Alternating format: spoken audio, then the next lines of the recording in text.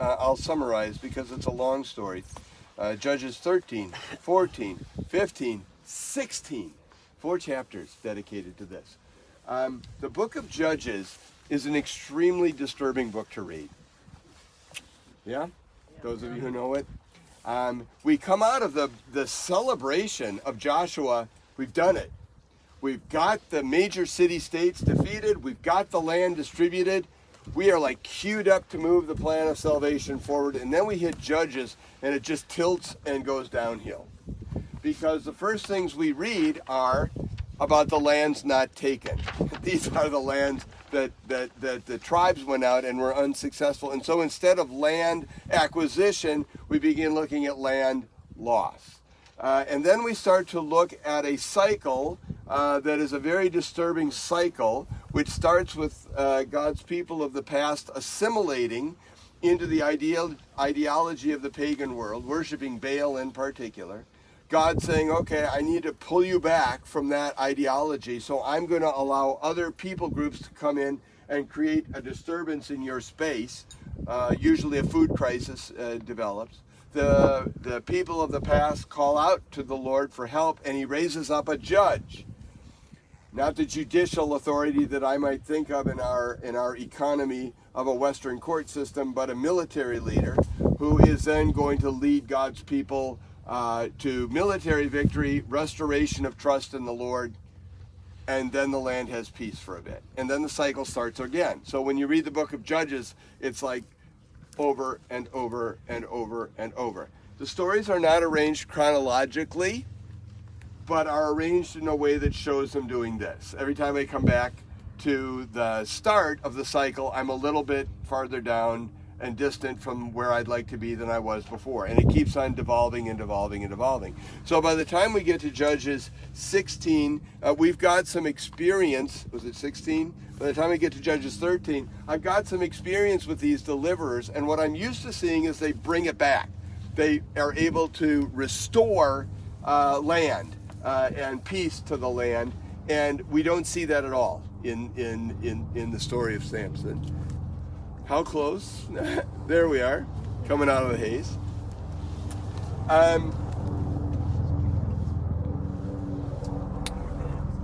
So what we hear, first of all, is a story that starts up there on the ridge in Zorah. And Samson comes to mom and dad and says, I've got the bride of my dreams. 5.5 miles west from here, she's at Timnah. And their jaws must have just dropped, because Timnah is a Philistine town. And they try to dissuade their son from that trajectory. He's insistent, and then parenthetically we hear, but this was from the Lord. And so the Lord was behind this, although you wouldn't know it from the way Samson thought, behaved, acted, and spoke. So he goes out and he convinces the Philistine family, and I'm reading behind the lines, between the lines now, that because we share a drainage system, it would be good for us to create some sort of collective sense of new identity here. Instead of Israelite, Philistine, let's do this. Let's normalize relationship.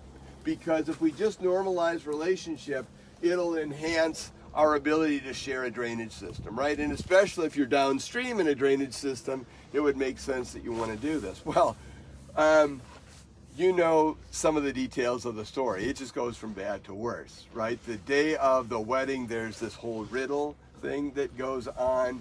You know, Samson gives them a riddle and says, whoever, if you can't solve it, you owe me 30 linen garments, vice versa. If you solve it, I owe you 30. And they end up leveraging the answer out of his fiance, and he says, okay, I'll get you 30 linen garments, and he goes out to the coast and kills 30 Philistines. So suddenly this whole wedding has a very different feel to it. Everything breaks down, and Dad, the father of the bride, says, I'm giving her to your best man. And Samson leaves. First effort at normalization failed. Samson never wanted to give up, takes a young goat and goes out to visit his wife. That's how she's described in the text. So that's his mindset. I'm going out to visit my wife. This is a conjugal visit, is what this is about. And Dad says, nah, you know what, I've already given her away, but I have a younger daughter. She's better than her sister anyway, so she's yours. And Samson was so mad, second effort at normalization fails. He goes and he burns up the wheat fields that are out here of the Philistines.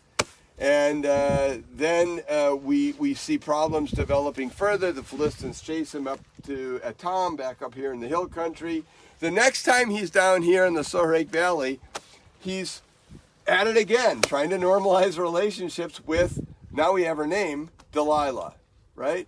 And Delilah is a Philistine and shared drainage. So, I think the same backstory. He's trying to normalize relationship. But the reality is Delilah eventually hands off extracts from him the idea of his strength. We go through several iterations of this where he gives her the wrong answer. If you just tie me up with new rope, I won't be able to resist you. And when the Philistines are hiding within the room, she goes, Samson's the Philistines are on you. He just breaks through all of this. And everybody goes, whoa, retreats, right? The attack doesn't go on. And it's finally when his hair is cut. He had taken a Nazirite vow, and that meant he was actually a Nazirite from birth. And that meant no haircuts. And he, I don't know, knowingly, unknowingly, said he never seems to care much about the Lord or his plan. It's always about him and about, this normalization of relationships with the Philistines. His hair is cut, he's taken, his eyes are put out, and he's put to grinding. And, yep, here it comes. So